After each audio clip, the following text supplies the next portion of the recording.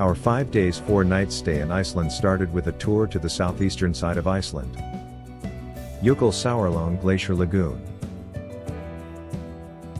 Jökulsárlón Glacier is roughly a 5-hour trip from Reykjavik. A two-way return trip would take more than 10 hours. We started our journey in early morning at 7 a.m., visited a few waterfalls before coming to Jökulsárlón Glacier Lagoon. The attraction everyone has been looking forward to.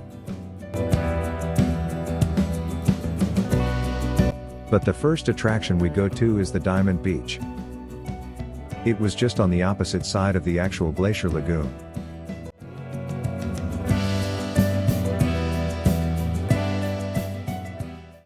It was a 5 minutes walk to the beach. But due to the soft sandy beach and the pebble stones, the walk was not an easy one. But it was all worth it as we got closer to the site. When we finally got closer to it, everyone becomes excited, and is walking more and more faster towards the beach. Appearing before us were huge ice blocks floating on the sea. The more we get closer to it, the more excited we were.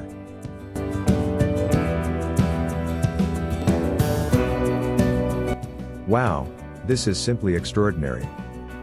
You don't get to see this every day.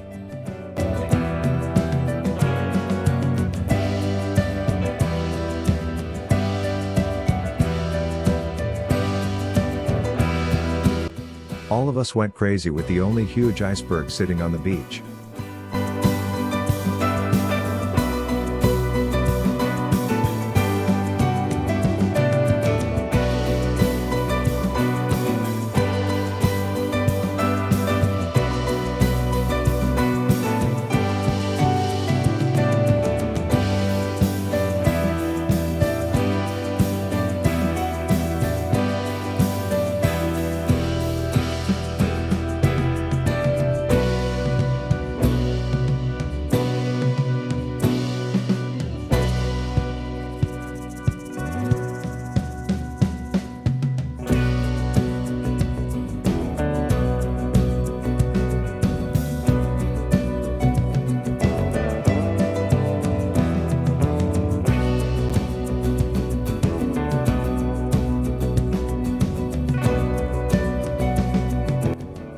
Then I saw diamonds scattering along the back sand beach.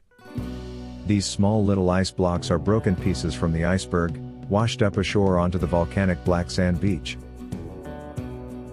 The ice sparkles under the sun and looks like diamond. This is more beautiful than diamond.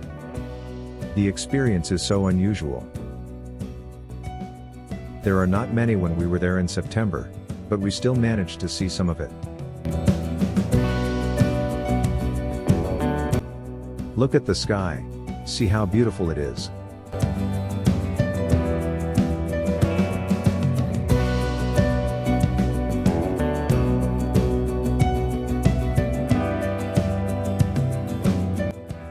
After dreaming to see glacier for almost 50 years, I am finally here, got to see it with my own eyes, and hold on to one and feel it.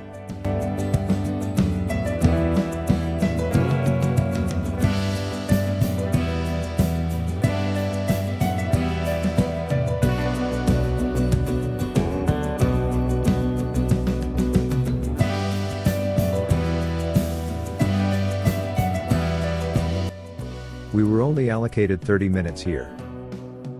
That is barely enough. I would prefer if it is an hour. Just when we thought that was all about it, the best has yet to come.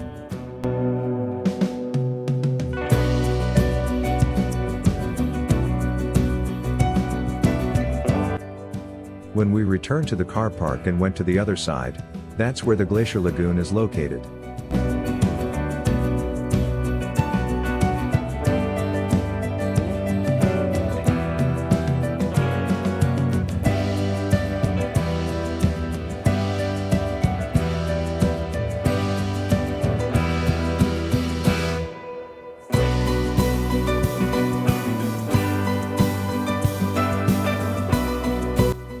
Look at this, just look at this.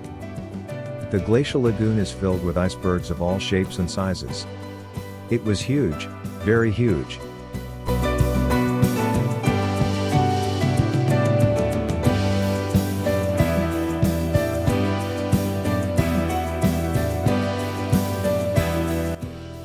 It was so unreal. We felt like we were brought into a fantasy world, seeing things we could only imagine in our daydream.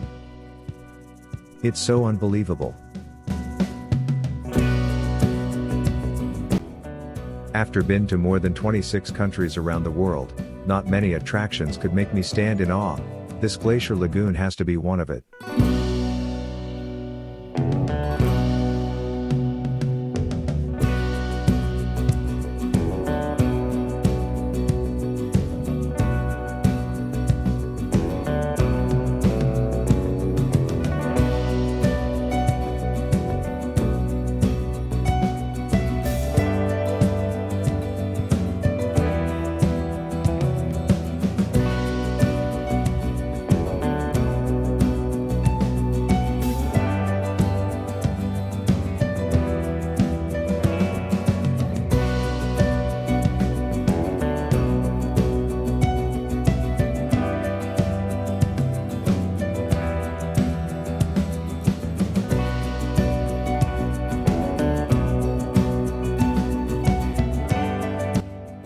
We were then brought to board the amphibian boat. This looks like the popular duck boat, with wheels to travel on land and water. In the initial booking of the tour, the amphibian boat tour is an optional trip. The cost is $50 per person. We were more concerned about safeness of the boat trip, until the guide assured us of the availability of life jacket and the calmness of the water. After all, it is a lagoon. True enough, the water was very calm on this afternoon.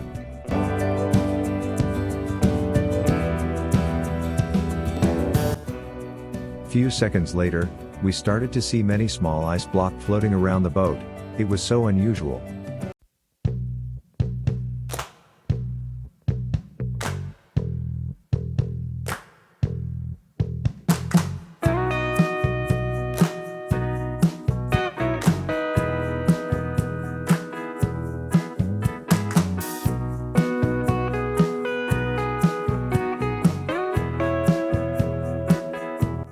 Seeing the icebergs on land excites us. Boating around it and seeing it up close is a totally different experience. Just a minute into the lagoon, I told my spouse, we were lucky that we made the decision to join the boat tour. It was all worth it. The $50 per ticket we paid for the boat ride is insignificant, simply because this is a once-in-a-lifetime tour. As they said, if the pictures looks like Photoshop, you must be there to experience it yourself. It was so unreal. I have always thought that icebergs are white, but no, here we see them in many different shapes and color, vibrant bright blue, white, and some are black due to volcanic ashes. Remember, Iceland has 130 volcanic mountains, 32 of them are active volcanoes. Just 2024 alone, there has been 6 volcanoes eruption.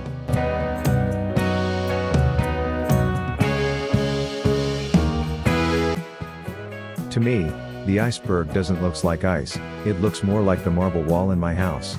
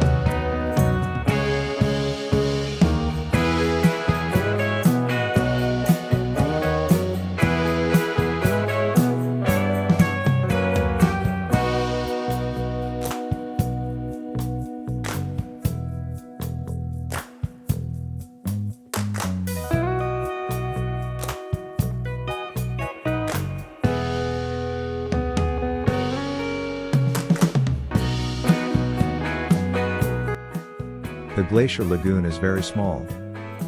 In the about 30 minutes boat tour, we see the boat going near to the left side of the lagoon, then go near to the right on the return trip.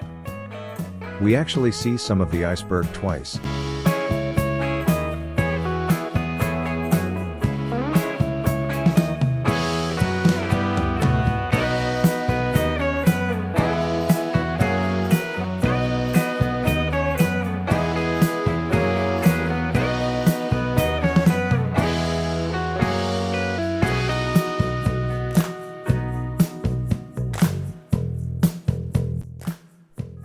After getting ecstatically happy, and seeing everyone busy taking pictures and videos. 15 minutes into the boat ride, finally everyone started to calm down, put the camera aside, and stay cool to appreciate Mother Nature.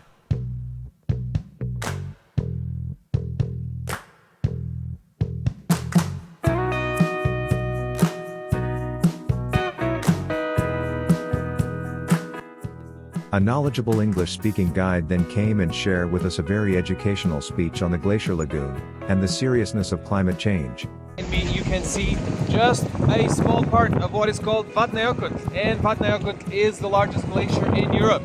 It occupies about 8% of the territory of Iceland, and the glacier itself started forming over 2,500 years ago. The lagoon, however, is less than 100 years old. Up until the 1930s, there was no lagoon. All of this, all the way down to the beach, was still covered in ice. It was still part of the glacier. And in the last 100 years, due to global warming and the ocean water, the lagoon keeps getting bigger and the glacier keeps melting away. As it stands today, from the bridge to the edge of the glacier, the lagoon has a length of around 9 kilometers, and it gets bigger every year in around 300 meters. So only 25 years ago, the lagoon was about half the size as it is today. Now, at the end of the lagoon, there is one of the glacier outlets. There's more than 30 of those coming from Vatnajökull, and as you drive along the road, you can see some of them. Now, this is one of the largest ones, and this is where the icebergs are coming from.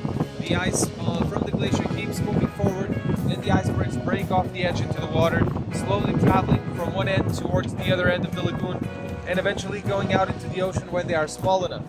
Now, when you look around you and you see some of these big icebergs, keep in mind what we see above the water is only roughly 10%. The remaining is under the water, so they are all much bigger than what we actually see.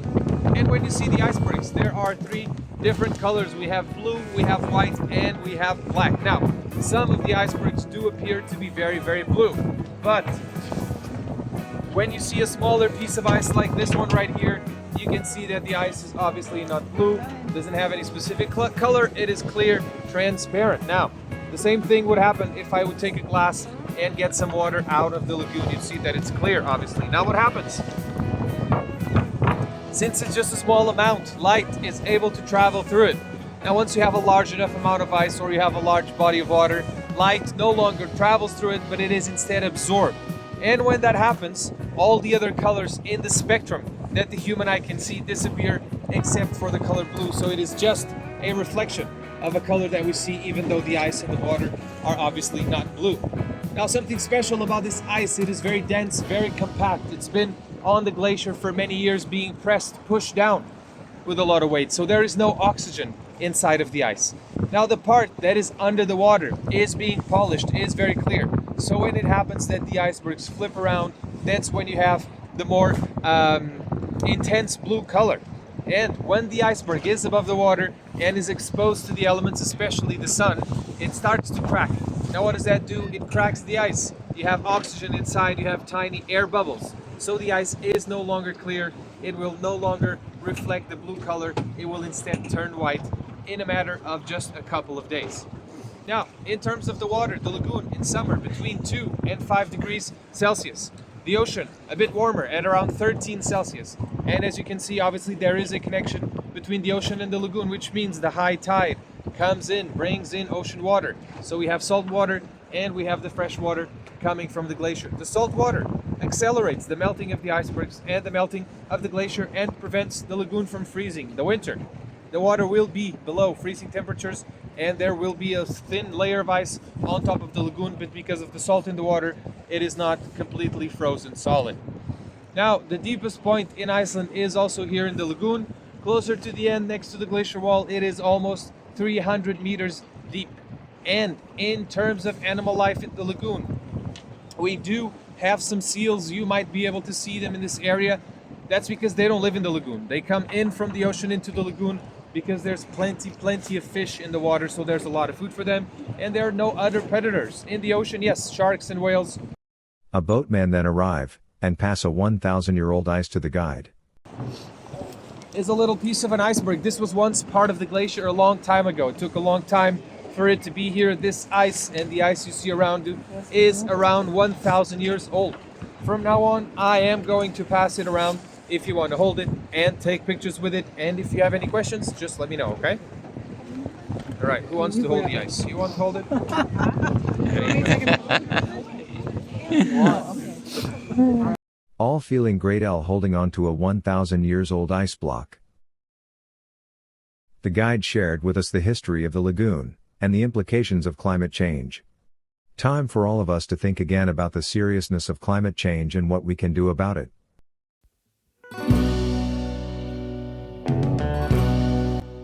Some said there are seals on the iceberg. We didn't spot any though. Jökulsárlón Glacier Lagoon is surely the most beautiful places in Iceland. And probably one of the best attraction in the world.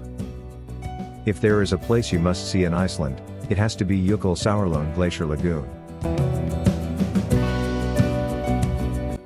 Lastly, is it very cold here? No, it's not.